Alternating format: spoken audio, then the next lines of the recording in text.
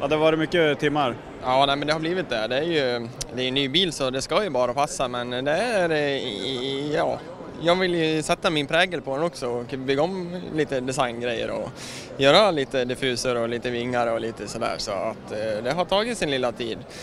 Vad är det du har gjort på den då, om man utser från originalutförandet? Det är ju inte så farligt. Det är ju, vad fan har jag gjort? Jag har gjort en spoiler fram, sidokjolar, diffusor under bak, gjort om lite, måla in lite lister och huven är svart och taket är svart. Så att det är en väldigt backspeglar till exempel. Det är också en Europasåld bil där, så det är större backspeglar på den här CTSV-erna.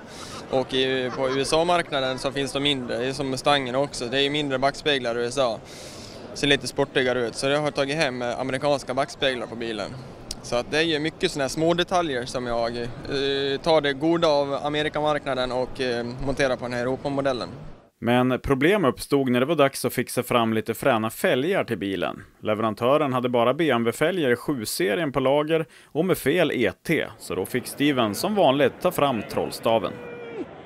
Det var väldigt mycket meck var att få dit de här fälgarna, men ja, efter många slit och moment, och min far han gick förbi och han ruskade bara på huvudet. Köp nya hjul som passar på bilen, sa han, lite irriterat sa han. Så att, men just när han säger det, då ska jag liksom, nej jävlar, fan de här hjulen ska passa på den här bilen. Då fick jag bygga om lite mer, så passar de till slut. Problemet var ju att, för det första att när vi ska montera på dem och bilens rätta höjd, då gick skärmkanten emot däcket, så att jag fick inte under fälgarna under hjulen. Så att jag ville sänka ner bilen så att han ser bra design på bilen, och då fick jag inte in hjulen, så jag har ju fått byggt om towbarsen, alltså länkarmarna till spindeln, gjort dem justerbara så att jag kan vika in hjulet lite till, och sen har jag rullat skärmkanten extremt mycket så att den ska ju vara helt slät här original, men här ser jag att det är liksom en väck hela vägen här som inte ska vara original. Och sen har jag målat bromshoken gula, samma gula som inredningen, den här extrema som min flickvän tycker om.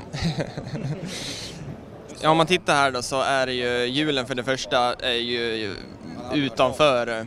Jag har ju sänkt ner bilen så fruktansvärt och det är en delad bakvagn. Det som händer då är att hjulet sticker ut väldigt mycket där nere, så att jag har ju byggt den här sidokjolen som ska ta hand om designen liksom. När man ska åka på 22-tums hjul så får man aldrig ner bilen så lågt som man skulle vilja. Man vill ju helst ha sparklådan ligga i backen och skrapa, men just de här nya bilarna är helt omöjligt. Så att, och sen om jag som är så nörd och ska omöjligt åka på 22, då får jag aldrig ner bilen så lågt som jag vill. Så då bygger jag till de här sidokjolarna, så då ser man designen är helt klart lite bättre och bilen ser lite lägre ut, även fast den inte är så låg liksom. Den är ju, så att jag kan ju åka över trottoarkanter och allting, men bilens bilen ser väldigt låg ut med de här sidokjolarna. Och sen har jag byggt ut diffuserna, vingarna här under, och sen har jag byggt ett grövre avgasrör. Om man kollar på någon GTR eller sådär, då är det stuprör mot det här. Så att, ja, det är brutalt, men inte tillräckligt brutalt. Och lika vingen har jag byggt om och designat om. Har jag hittat lite rostfria prylar och monterat dit. Det är en liten vinge på dem, men inte så brutalt. Jag har gjort en liten detalj där också.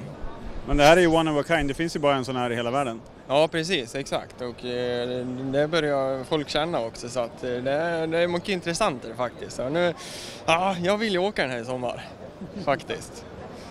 Bak till där då, jag såg att där gick det lite samma som i Ford Mustangens bygge. Ja, precis. Man har ju liksom en design i huvudet, och det är ju alla bilbyggare bygger på ett sätt, och jag bygger på det här sättet. Så att det är den här prägen jag sätter på mina bilar ungefär. Är du nöjd med helheten då, eller är det någonting du känner så här efteråt att fasen, det där skulle jag också ha gjort?